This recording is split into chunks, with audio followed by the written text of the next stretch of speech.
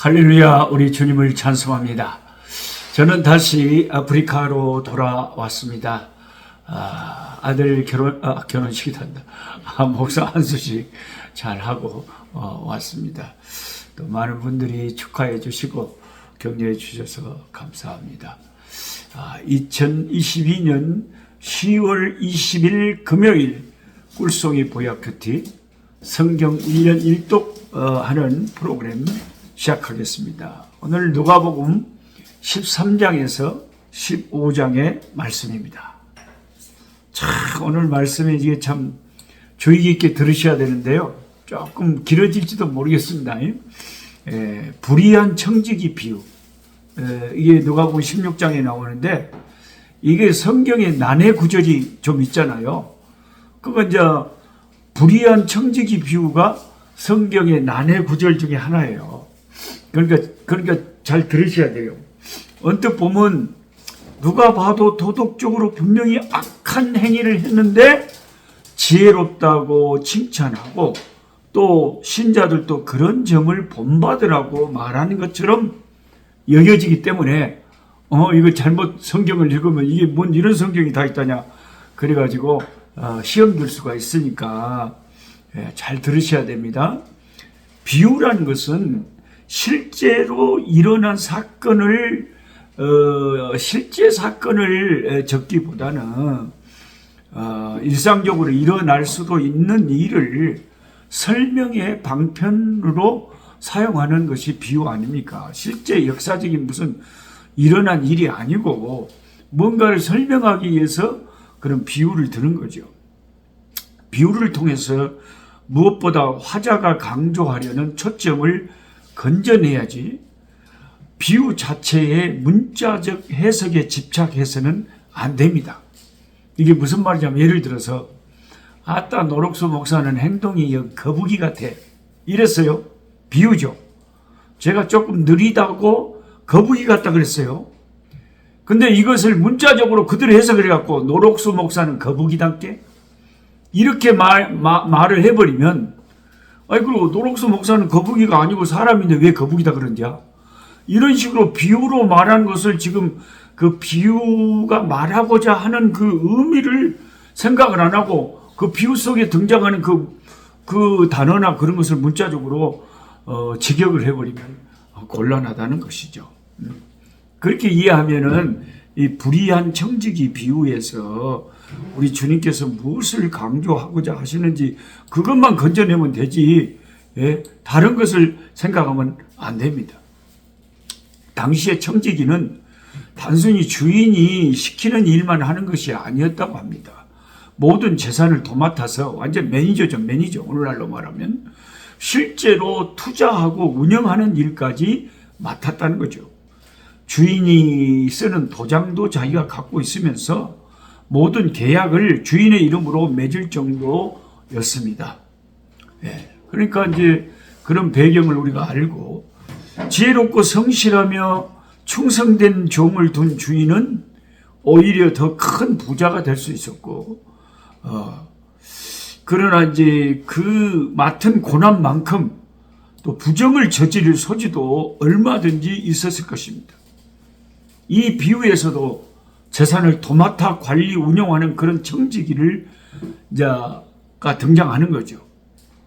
그가 주인의 소유를 허비한다는 말이 그 주인에게 들린지라고 1절에 써져 있습니다. 당연히 주인은 네 모든 일을 셈하라 청지기 사물을 계속하지 못하리라고 이제 호통을 치는 거죠. 이제 다 정확하게 네가 제대로 하고 있는지 국감을 해야 되겠다. 한국의 이게 국회의원들이 나라에 하는 일들을 감독하듯이 이제 정산을 해봐야 되겠다는 거죠. 그리고 관리하던 재산을 전부 공정하게 계산해서 되돌려주고 청지기 직분을 그만두라는 해고 명령을 내렸습니다. 청지기란 자식보다 더 믿는 자라야 맡기는데 해고할 정도라면 그가 상당한 부정을 저지른 것이 확실합니다. 졸지에 해고를 당하게 된 청지기가 자기 이제 앞으로 살 길이 막막해졌습니다. 육체 노동을 하자니 힘이 딸리고 특별한 기술도 없으며 거지 노릇은 더더욱 할 수 없었어. 이걸 어찌하 쓰겠냐 하고 살 길을 궁리했다고 합니다. 그리고 이제 채무자들을 일일이 불러가지고 소지하고 있던 채권 증서에서 채권 금액을 감해 주기로 합니다. 그러면 신세를 진 채무자들이 자신이 퇴직한 후에 도와줄 것이라고 기대를 했거나 혹은 그 할인 금액을 서로 나눠 먹자고 합의했는지도 모르죠. 나쁜 놈이죠, 이 사람. 거기다 재산과 장부 일체를 되돌려 주어야 하는데 그동안 자기가 허비한 사실은 착복한 만큼을 가함해서 장부상으로 또 부정이 드러나지 않게 아예 물적인 증거를 없애는 일까지 확실하게 한 겁니다. 참 읽을수록 나쁩니다, 이 사람이. 채권 증서를 자기가 변조 수정하지 않고 채무자들로 자필로 다시 쓰라고 하는 까닭이 여기 있습니다. 다 이제 합리적으로 맞추는 거죠. 주인의 인감도 맡아 있었기 때문에 가능한 일이었습니다. 그러니까 재산과 장부를 되돌려 받은 주인으로서는 시중에 떠도는 루머와 자기 짐작에 따른 심증은 분명히 있는데 물증이 없다 하는 상황이 된 거죠. 그래서 청지기가 지혜 있게 일을 처리했다 하는 칭찬을 합니다. 이 나쁜 청지기가 칭찬을 받는 대목이 그래서 난해구절이라는 거죠. 아니 이 나쁜 놈을 나쁘다고 해야지 왜 칭찬을 하냐 이거예요. 근데 그것은 그 선행이나 업적을 높여주는 칭찬이 아니었습니다. 여기서 말하는 칭찬은 뭘 잘했다는 칭찬이 아니고 분명히 이 성경도 이 옳지 않은 청지기가 그러잖아요. 청지기가 옳지 않다고 분명히 미리 못을 받고 근데 악한 청지기지만 자기 먹고 살 것을 위해서 자구지책을 한 그것은 아주 세상적으로 보면은 영악하다고 할거나 아주 그냥 나쁜 것인데도 집단에는 머리를 엄청 잘 써서 했다 하는 뜻의 칭찬인 것입니다. 근데 문제는 예수님이 불의의 재물로 친구를 사기라.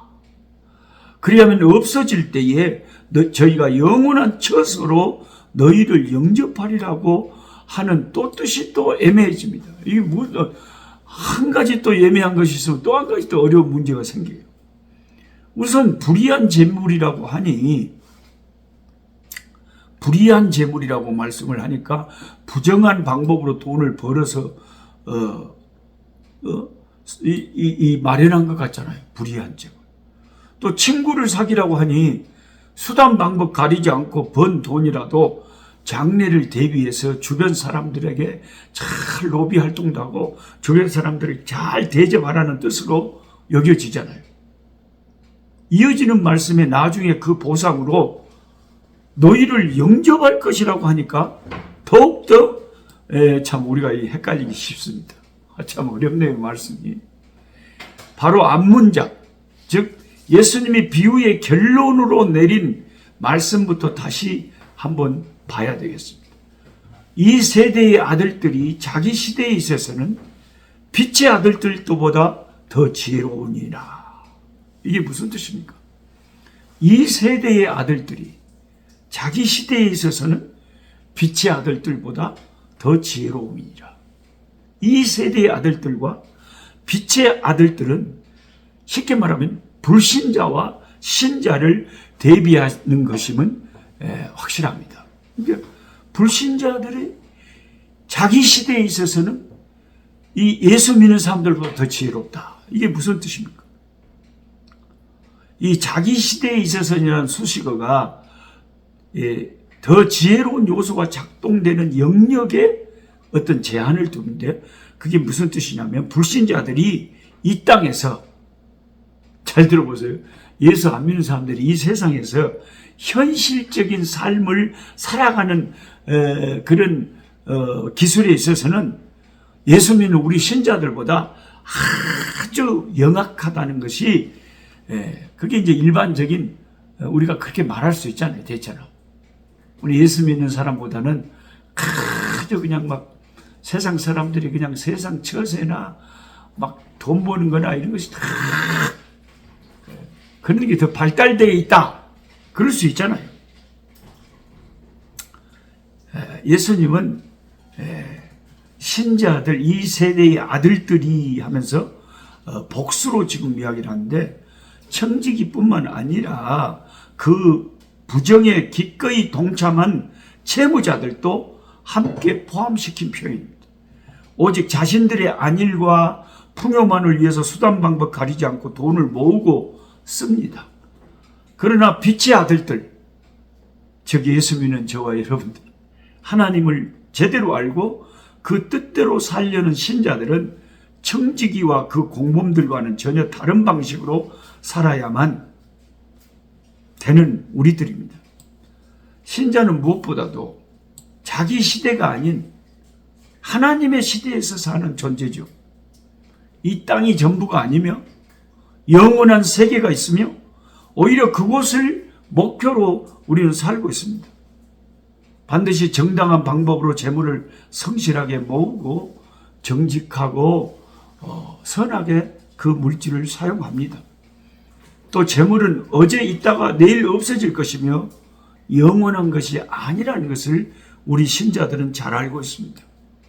이제 불의한 재물로 친구를 사귀라는 말씀을 다시 한번 생각해 봅니다.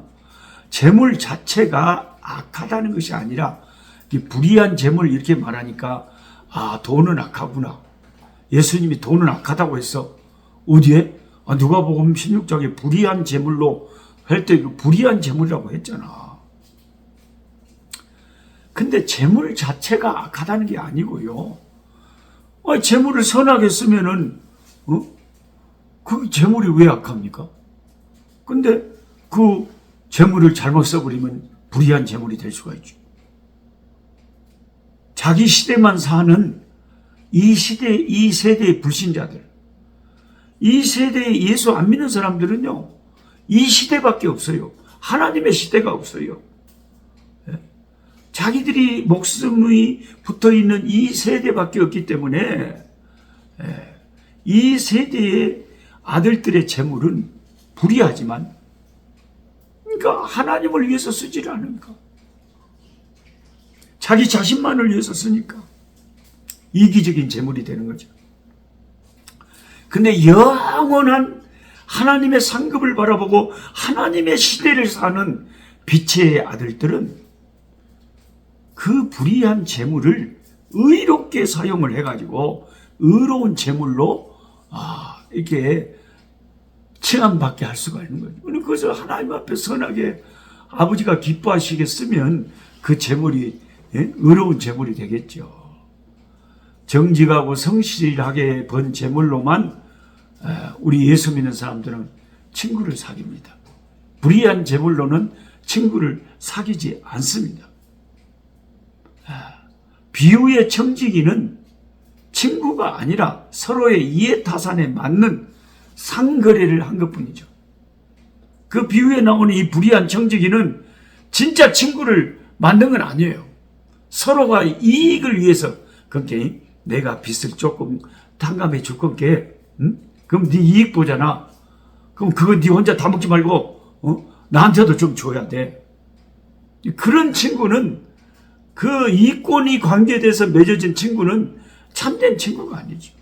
참된 친구는. 하나님이 주님의 청지기인 빛의 아들들, 우리들에게 재물을 맡기실 때가 있습니다. 그건 하나님이 우리에게 주신 이 재물을 가지고 우리는 선한 일을 하고 가난한 자를 이렇게 돕고 하나님의 교회가 되도록 하나님께 바치고. 근데 가난한 사람에게요, 이 세상에 있는 재물을 하나님께서는 불의한 재물이라고 칭할 때가 있어요. 왜냐하면 그것이 재물을 그 자체는 선하고 악한 건 아니지만 하나님이 이 세상의 재물을 불의하다고 했을 때는 그냥 올바른 방법으로가 아닌 잘못된 방법으로 얻은 그런 재물, 그런 걸로 친구를 사귀라. 그러니까 이 불의한 청지기 비유에서 그 돈을 가지고 친구를 사귀면 결국에는 그 친구가 나중에 나에게 도움이 된다. 그런 말씀을 하시는 거죠. 근데 이제 없어질 때에 저희가 영원한 처소로 너희를 영접하리라. 여기서 영원한 처소는 어디겠습니까, 여러분? 영원한 처소라고 하면 당연히 천국이죠. 없어질 때라는 표현은 무엇이 없어지는지 그 주체가 분명하지가 않습니다. 그러나 재물이 없어질 때라고 하든지 생명이 없어질 때라고 하든지 간에 어쨌든 신자가 죽어서 천국 갈 때입니다. 신자가 이 땅에서 사귄 친구들이 신자를 천국으로 영접한다고 하는 표현도 문제될 것은 없습니다. 물론 선행이 조건이 되어야 구원받을 수 있다는 뜻이 전혀 아니고요. 예수님은 이미 빛의 아들들, 즉 구원받은 자들이 재물을 어떻게 사용해야 될지에 관해서 가르치시는 지금 중입니다. 물질을 영혼 구원을 위해서 사용해서 나 때문에 친구들이 예수 믿고 구원을 얻었다면 천국에서 많은 상급을, 천국에서 많은 하나님의 칭찬과 상급을 받을 것이라는 말씀으로 우리는 이해를 하는 거죠. 예를 들어서 제가 교회가 대학교 근처에 있어요. 근데 세상에 물질을, 헌금을 이렇게 영혼 구원을 위해서 사용한다고 합시다. 그러면 교회가 대학생들 학사를 딱 준비해갖고 딱 대학교에 갖다 붙이는 거예요, 광고를. 우리 교회에서 학사를 운영합니다. 무료로 대학생들은 우리 교회 학사에서 지낼 수 있습니다. 그러면 아니 다른 시골에서 도시에 와서 대학을 다니는 젊은이들 가운데 재정적으로 어려운 사람들은 아이고 이게 웬 떡이냐, 매달 몇십만 원씩 반값을 안 내도 된단다. 그럼 교회가 이 세상의 물질을 가지고 그 영혼들을 교회로 인도해가지고 그래가지고 예배드리고 예수 믿고 구원받게 된다면, 아니 이 세상의 물질을 가지고 그 영혼들을 건져낸다면 하늘에서 그 상급이 헌신한 종들에게 교회에 임하지 않겠냐 하는 것이죠. 빛의 아들들에게 주님이 재물에 대해서 지금 가르치고 있습니다. 재물로 친구를 사귀는 것조차 사실은 지극히 작은 것에 충성하는 것이라고 주님은 말합니다. 마지막 결론을 보면 집 하인이 두 주인, 즉 하나님과 재물을 겸하여 섬길 수 없다고 하십니다. 그리고 이 불의한 청지기 비유를 다 듣고 나서 거기에 함께 있던 바리새인들이 뭐라고 예수님을 비판하냐면, 바리새인들은 돈을 좋아하는 사람들이기 때문에 예수님의 말씀을 제대로 싫어하고 받아들이지 않았다니. 그 말은 예수님께서 이 세상의 재물로 너희 자신들의 부를 쌓지 말고 영혼을 건져서 하나님 앞에 하늘의 상급을 받는 그런 자가 되어야 된다. 근데 그 불의한 청지기가 칭찬받았던 대목이, 아무래도 여러분이 그래도 목사님 뭐라고 설명을 해도 그래 그 불의한 청지기를 뭐라고 해야지 왜 칭찬을 하고 잘했다고 하고 지혜롭다고 하냐. 그거는 비유인데 무언가를 자기 앞길을 준비하는 것이 지혜로운 거라는 거죠. 우리 예수 믿는 우리는 항상 천국을 준비하고 살잖아요. 천국을 준비하지 않고 세상만 있는 줄 알고 세상만 더 있는 줄 알고 살다가 더 지옥에 떨어지면 사람이 한번 죽는 것은 다 정해져 있고 그 후에는 심판이 있다고 했는데 덕 지옥에 떨어지면 웜에 내가 세상에서 물질도 있고 건강도 있고 뭐 있을 때 내가 이 천국 준비를 안 했구나. 내가 예수를 안 믿었구나. 아니 나는 교회 다니고 그러면 주일날도 시간 뺏기고 돈이 아까웠어. 헌금하는 게 아까웠어. 교회 가면 헌금이라고 했었고 또 교회 가면 주일날 또 문도 그 시간을 또 아깝고 이래서 세상에 사는 그 물질 그것 때문에 천국 준비를 못하는 사람들이 많이 있잖아요. 그런데 그 불의한 청지기는 그래도 최소한 자기 미래를 준비는 했잖아요. 그 미래를 준비하는 것을 칭찬받아야 된다는 거죠. 네, 이 세상 사람들이 천국 준비를 안 하니까요. 그런 정도만 이해를 하시고 그 불의한 청지기의 모든 비유의 핵심 결론은 물질에 관한 것인데 그 물질로 하나님 나라 잃어버린 영혼들을 건지고 하나님 앞에 천국에서 칭찬받는 그런 신앙생활을 해야 된다 하는 것이 우리 주님의 가르침. 제가 그랬잖아요. 누가복음에는 이 재물, 돈에 관한 교훈이 계속해서 반복돼서 나온다고. 왜 누가복음 16장에도 또 그 말씀이 나오는 거죠. 이 불의한 청지기의 비유도 다 재물에 관한, 재물을 하나님 앞에서 하늘 천국을 준비하는데 제대로 쓰라는 거죠.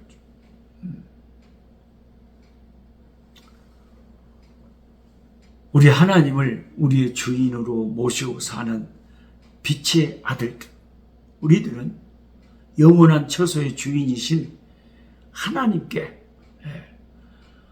이 세상에 있는 재물은 지극히 작은 것이고 나의 것이 아닌 하나님이 잠시 맡겨준 것이고 그것으로 내 자신의 유익을 위해서 살아야 되는 것이 아니라 이웃을 섬기고 교회를 섬기고 하나님의 천국 복음을 위해서 섬겨야 될 재물로 하나님이 잠시 나한테 정직이처럼 맡겨준 것이다.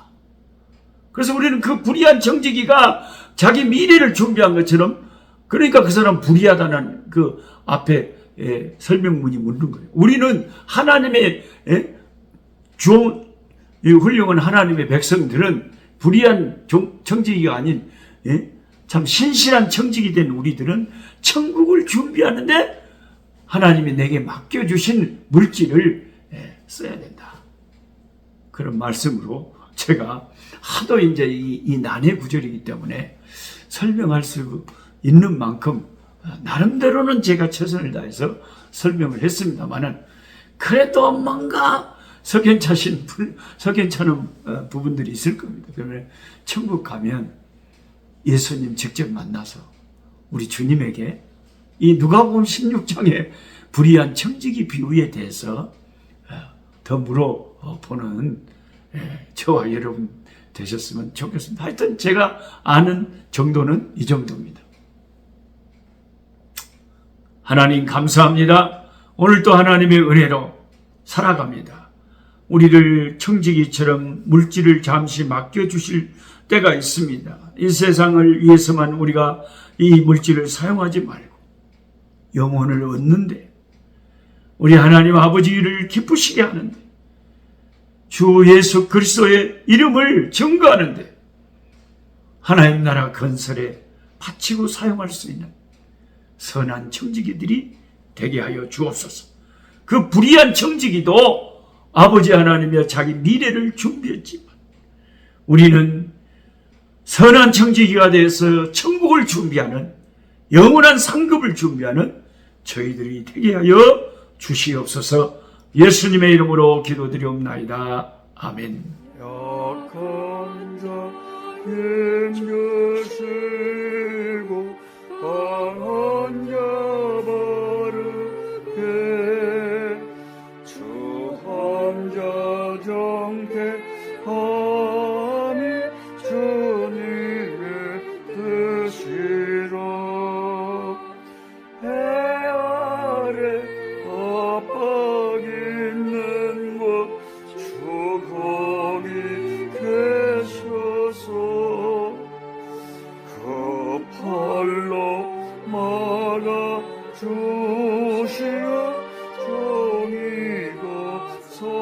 주옵소서.